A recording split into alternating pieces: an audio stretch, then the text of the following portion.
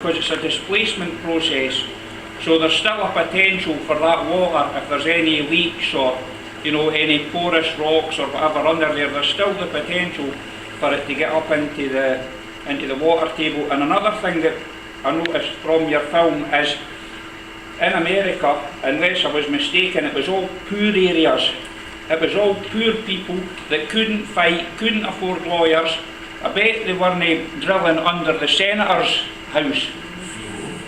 Boris Johnson has said he wants to see London fracked. If he goes ahead with that, the first place I'm going to ask to be fracked is the back garden of Buckingham Palace.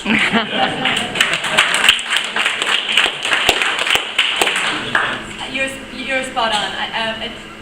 It is typical across the world, and I've been lucky enough to travel and to be in touch with all the countries right now currently considering shale gas, and it's all the same story. It's always rural communities, usually marginalised already in some way, usually also struggling economically because farming and agriculture is going through its own woes, and for that reason it's very easy for companies to divide and conquer that community. They'll highlight certain vulnerabilities in that community.